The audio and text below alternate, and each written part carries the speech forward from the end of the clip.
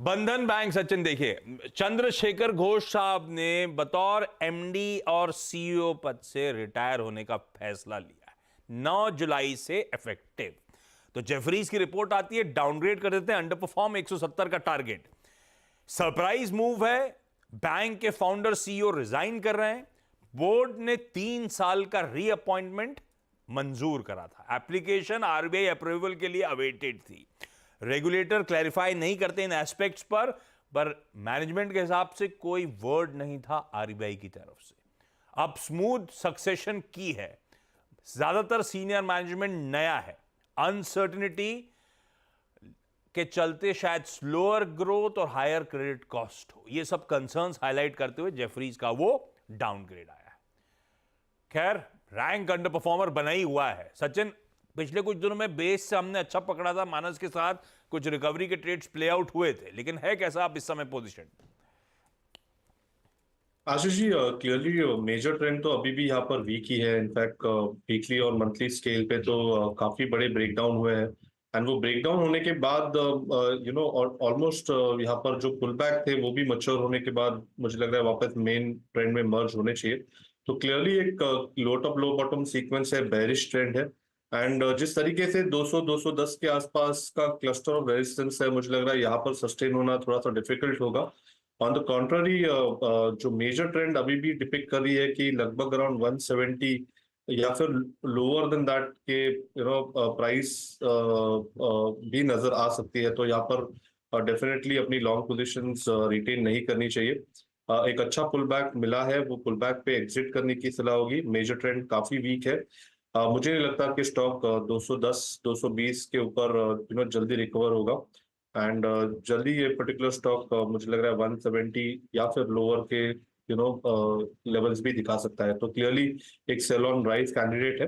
And यहाँ पर 215 के स्टॉप लॉस के साथ फ्रेश शॉट्स भी कंसिडर किए जा सकते हैं। तो जल्दी जल्दी आगे मूव करूंगा। सतपुते साहब, अगले 2 स्टॉक्स जरा यूनाइटेड बेवरीज और नेस्ले इंडिया आप चटोल के रखिएगा।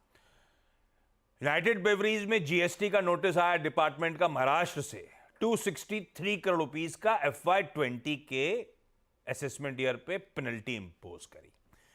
नेस्ले इंडिया अपनी जो रॉयल्टी पेमेंट्स करता है लाइसेंसर को, पेरेंट को, वो बढ़ाने की तैयारी।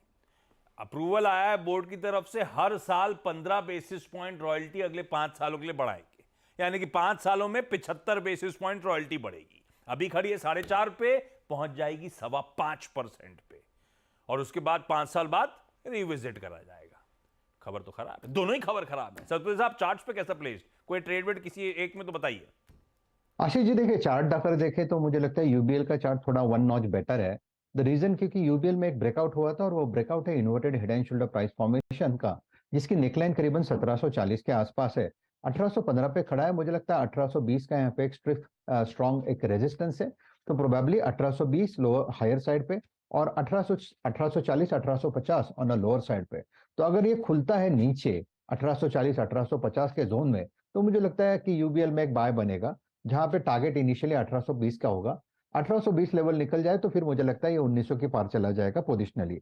लेकिन नेस्ले की अगर बात करें तो देखिए स्ट्रक्चर, वैसे अगर इसका देखें तो स्ट्रक्चर वीक ही है। ऊपर से सप्लाई दिखता है 2620 2650, और कहीं ना कहीं लगता है कि एक बार के लिए 2460 से लेके 2400 तक फिसल सकता है। तो स्ट्रक्चर अगर वीक है तो नेस्ले का है। लेकिन आशीष जी, एक चीज मैं यहाँ पे जोड़ू, निगेटिव न्यूज पे अगर ये पॉजिटिवली रिएक्ट होता है, क्योंकि खींच लेता है अगर, तो 2640 का लेवल आज रडार पे रखे। अगर इस लेवल को ये सरपास करता है तो यहाँ पे एक बेयर ट्रैप सिचुएशन क्रिएट हो सकती है।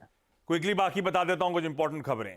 वोडाफोन आइडिया हमने चर्चा कर रखी है। बोर्ड ने, हमें पता था भाई 2075 रुपए जुटाएंगे, प्रमोटर एंटिटी को देंगे, सब खबरें थी।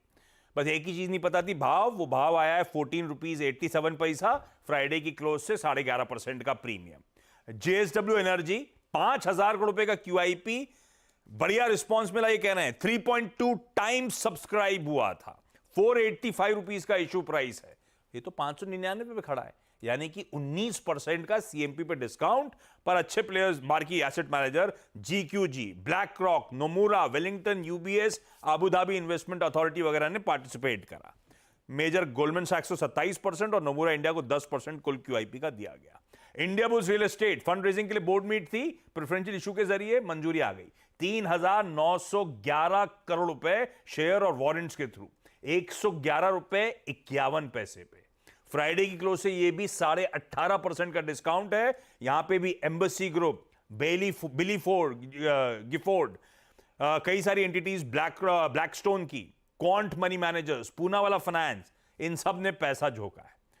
जी एंटरटेनमेंट, इनका फ्रेश अपडेट ये है कि ये और अपने 15% अपने वर्कफोर्स को रैशनलाइज यानी कि आसान शब्दों में रिड्यूस कर रहे हैं। Aster DM health care special dividend pay board meet इस फ्राइडे को होनी है।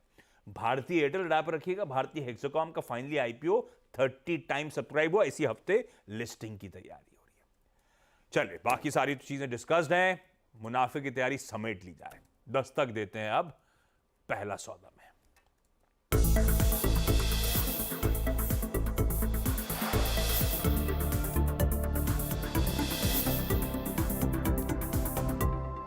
ये है पहला सौदा, सीएनबीसी आवाज मोतीलाल ओसवाल स्टूडियो से लाइव।